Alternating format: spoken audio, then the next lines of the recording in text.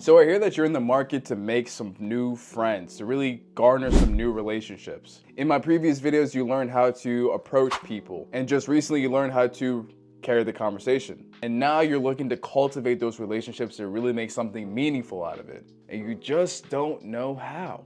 But don't worry, because in this video, I'll be giving you 5 ways that you specifically can cultivate a meaningful relationship using your social skills and nonverbal cues.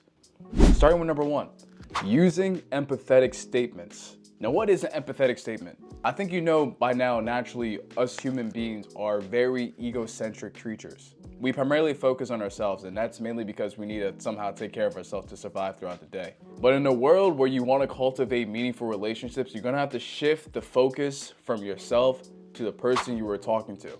The focus of the conversation is now on the person you're talking to, not yourself anymore, at least for the meantime. This is one of the most effective ways to make people feel good about themselves. So you want to use statements such as like, you look like you're having a really terrible day today, or you look like the happiest person in the world right now. And that allows people to feel like they've been heard and that their well-being is actually cared about to some degree. When a person says something, typically they will want some type of feedback to see if their message has been received. And the best way to do that is by using empathetic statements. I'll give you an example of what not to do. Man, I had a rough day today. Got into a fight with my boss. My dog ran out the house again. And I don't know if I'm gonna be able to pay rent this month. I understand. No, don't do that. Instead, what you wanna do in this situation is this. Oof, so it looks like you're not having a good day today. Doesn't look like things are going your way. I'm sorry to hear that. That just shows a little bit more concern for the person and what they're going through. And that tiny feedback, no matter how frivolous you think it is, actually might help a person feel a little bit better no matter what circumstance they may be going through. The second way will be using compliments. So I've learned recently that there is a fine line between flattery and compliments. With flattery, there's more of a negative connotation than with the word compliment. You know, with flattery, you may seem more insincere. With compliments, you look more genuine. One of the problems with using compliments is the fact that you may not know the person well enough to be seeming this sincere right off the bat. So you may look a little too pushy. Either way, compliments are still a signal that is used to show that a person is still interested in them. But to avoid the problem of being insincere, there's a way to get around this. You're gonna make the person you're trying to compliment themselves. You're basically going to try and make the person you're trying to compliment recognize their accolades, their accomplishments, their attributes in certain sentences, giving them that silent pat on the back. Because when people compliment themselves, they feel good about themselves. And the funny thing is that when you make a person feel good about themselves, they'll like you even more because you gave them the opportunity to do so. You made them love themselves again. So, for example, say that you're talking to some random woman at the bar, or some random woman in whatever event you're at. Say that she's been working insane hours just so she can be able to afford bills and live life, especially in this economy. You can then use the situation to say this: wow, it really takes a dedicated and determined person to make such a commitment towards something that big. That was a little bit dramatic, but you know what I mean. Taking the opportunity to list out what she's doing, because a lot of people don't really recognize the feats. They don't really recognize the work that they put in until someone else from the outside mentions it to them. That gives them a time to at least appreciate what they've done. That validation they heard from a sentence that you weren't even trying to validate her for, that makes them feel some type of way. They're gonna think that they're the shit afterwards, and it's all because of you. The third way will be using a third-party compliment. Now, what is a third-party compliment? I'll explain it to you right now. You're trying to be friends with someone, and you don't quite yet have the courage to go approach them, make a compliment, start a conversation just yet. So what you want to do is use a mutual friend. Talk to that person about the person you're trying to compliment and be friends with. And then the mutual friend is going to go relay that information that you said about the person that you're trying to become friends with to that person. So for example, say that there's a new girl in the office, I'm trying to be friends with her, or at least leave a good impression with her without really talking to her. But someone else that I'm friends with is already friends with her. You can take the compliment that you're planning to give to the person you're trying to be friends with, like, oh, I really like Sarah for the way that she hustles. She has a really smart demeanor to her. Even in the times of trouble, she's very cool, calm, and collected.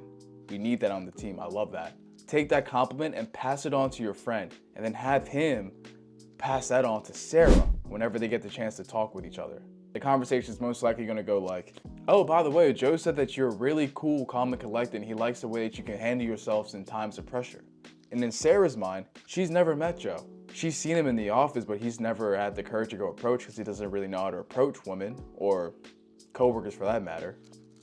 But because of that compliment, I feel some type of positivity towards him now. At first I thought he was weird, but he actually is a really cool guy.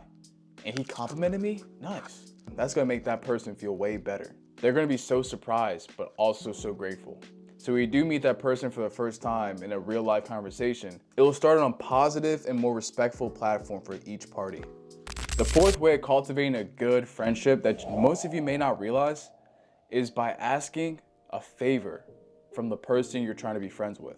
So a long time ago, Ben Franklin, the guy on the $100 bill that we all crave so much, he learned that if you ask a colleague for a favor, a colleague liked him more than if he didn't make that request.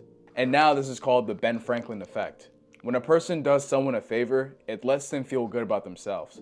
It lets them know that that person thinks that they're capable in their abilities to do something. And like I said before, if you can make a person feel good about themselves, that person will like you even more. Because asking a person for a favor is not about you. It's about the abilities that you trust in that person. But you don't want to overuse this method of asking people for favors, because then you're just going to start to look greedy. You can use this with any person you're talking to that's new. For example, say that you meet someone at a networking event, you guys are hitting it off, you guys are having a good conversation. You're using your emotional statements and you're complimenting the person as well. And heck, who knows, maybe you had some third-party compliments thrown in the fray as well. Say that you're drinking a drink while you're talking to that person and you have to go use the bathroom. You can ask the person, hey, do you mind watching my drink real quick while I use the bathroom? I'll be right back. That trust in that person shows that you think they have the capability of taking care of something of value to you, which in turn will make them feel good about themselves. You probably think to yourself, oh, I'm probably burdening that person right now with my drink. I can just carry it myself. Just watch and see. You can try this at the bar as well. This works in any social setting. You do gotta be a little bit careful with who you talk to and who you trust with your drink. But for the most part, if you guys are really hitting it off, that can seal the deal for you. Last but not least, number 5. And that's just being there and not causing any trouble. Let's call this a neutral bystanding friendship. And what I mean by this is that, if you ever notice in some friend groups in either middle school, high school, or college, or whatever friend group that you're in my experience, there's always been that one person that's just quiet in the group. They don't really say too much, but they're always just there. I don't know how to really explain it, but they're always just there. In some way, somehow, they mend themselves into the friend group. And they're known as that cool guy. He's not really affecting the group whatsoever. He's not bad, but he's also not good. But we mess with him. We're cool with him. They don't cause any trouble. They're just there. And sooner or later, you really start to get to know the person and they begin to open up a little bit more. And then you come to find out that that person's actually really cool once you get to know him. So I call it the neutral bystanding friendship. The fact of the matter is, the person came into the friend group with no bad intentions, no faux signals. They were more friend than foe. They would chime in from time to time about some opinion they had about their topic, but either way, the opinion wasn't too strong that it challenged the opinions of other people in their friend group, which in turn would get them mad. It was always just neutral. Everything was at peace. Everyone just felt good about the presence. It's such a weird way to put it. You can be that person where you're making friends with people. At first, you may not want to participate in whatever friend group activities are going on at the moment.